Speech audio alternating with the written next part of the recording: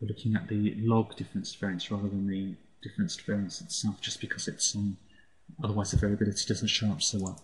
So this would suggest to us that it's worth differencing the example time series twice and the Barclays daily closing price twice also.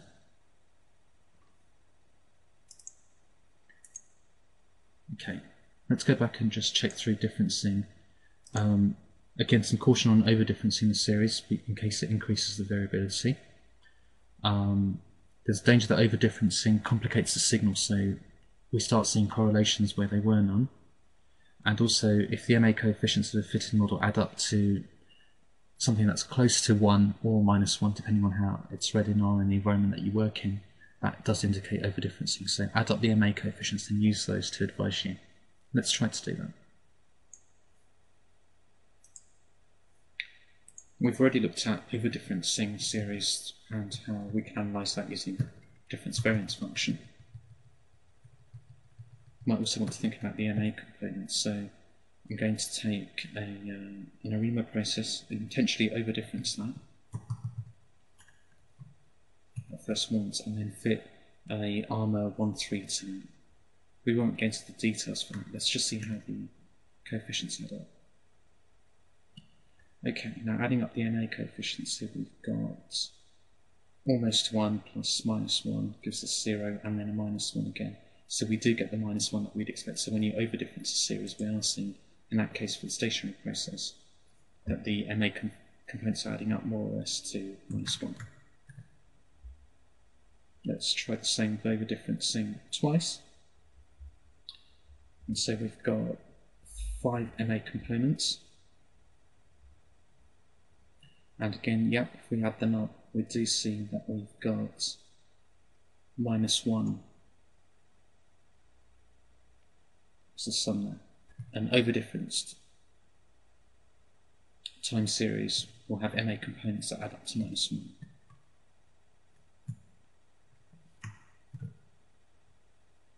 And here what we're doing is we're taking our example time series, under-differencing it, so differencing it just once, and looking at how an ARMA 32 fits to that.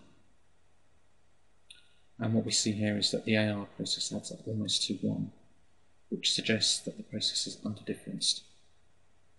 And whereas we don't see that with the MA components. It's a good shortcut to use. The next thing to consider is time trend regression. So that's just believing that there's a regression, a function that can be fitted to the time series and taking away a time-dependent function, essentially the MT that we saw. So we're trying to remove this function by running a regression of the process against time in either parametric or non-parametric view. That can be done either parametrically, using functions such as LM, or descriptions using non-linear regression, or it can be done in a non-parametric way, using low s and functions that don't define the structure of the curve that's being approximated. At least not on a global scale, but perhaps more locally. Least squares is one way of doing a fitting for the function. We can also use a standard sweep. Next thing to do after fitting that function is then to look at the detrended series, or the residual of the fits, and see how the ACF decays. If that's decaying sharply now, then we've removed that time-dependent trend. And you shouldn't really expect to need to do both differencing and parametric fitting, just because, or even non-parametric fitting, just because the differencing removes a polynomial of degree k for k+1 differences. Let's see how that works in practice.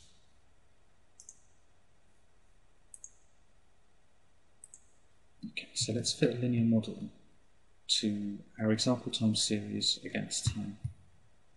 And we'll just look at the residuals of that, forming that as a time series. Okay, let's have a look at a plot of that. How does that work? Okay, so we see that by removing just the linear component, we're still left with a quadratic trend, and that still needs to be removed. Let's look at the ACF. Again, now with the ACF, it's taking the quadratic trend to be almost like a seasonal component, and we're seeing this sinusoidal behaviour, but it's not exponential decay, which is what we'd like to see.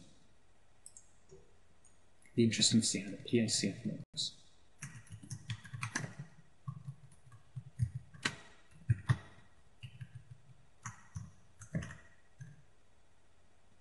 Okay, and here again we're seeing some sinusoidal behaviour, reflecting the seasonality in the series.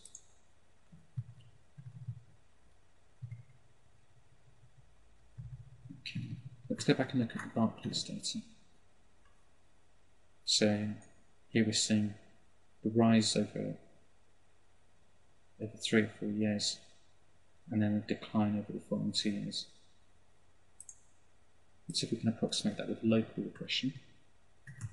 So with a low S, and we'll work with the log function. Again, just remembering that we said that a log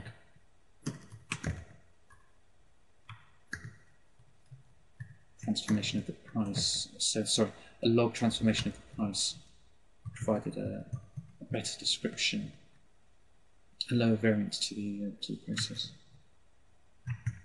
Let's plot that now. Right.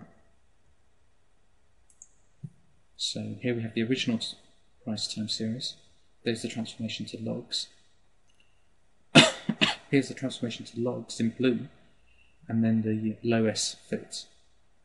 Now we could change the nature of the low S fit by altering the tuning parameters and making the local fit specific to certain areas, but we won't do that here. Let's see how the residuals look. So first we define them, and then let's have a look at the plots. Let's see if we can get the plot to work. Okay. So here we've got a plot of the residual process. You might believe that's stationary with some strong seasonality, except for this huge dip that goes off towards the end. So we really do need to go back and redo that low S fit. Let's tune it to use 10% of the data whenever it's fitting parameters or local parameters. And let's see how the plot of that works.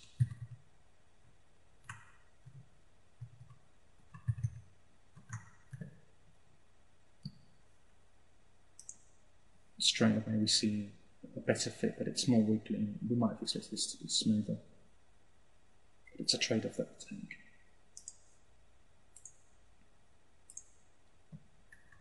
Now let's look at the plot of the residuals. Okay, so we do see this sharp change in the returns once the lowest has been fitted. But we could probably ignore that because it was a huge decline in the actual price. And that aside, the process does seem fairly stationary, except for some bursty behaviour. That's something that can be modelled. So.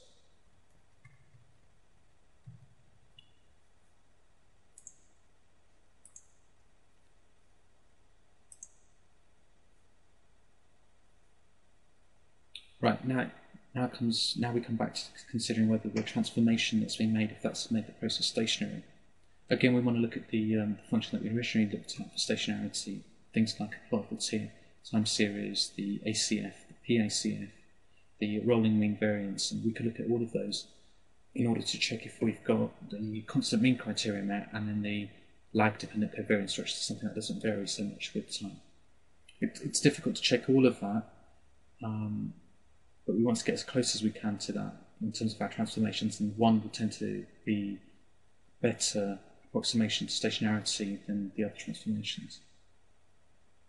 Sometimes we can't tell which is the best approximation. In that case, we should fit a number of models to a number of transformations and then choose that which fits the data best overall in the end. There's different ways to identify seasonality. One of them would be to look at sub-series plots or month plots, where the data is separated into different sub-series according to time. You can also look at multiple block plots and see if they behave in a particular way. What we should tend to see if there is seasonality is a slow sinusoidal behaviour in the ACF, and the PACF would peak at certain lags that correspond to the seasonality. We can also try and look at a spectral density function or the smooth periodogram, the same thing. Time plots sometimes can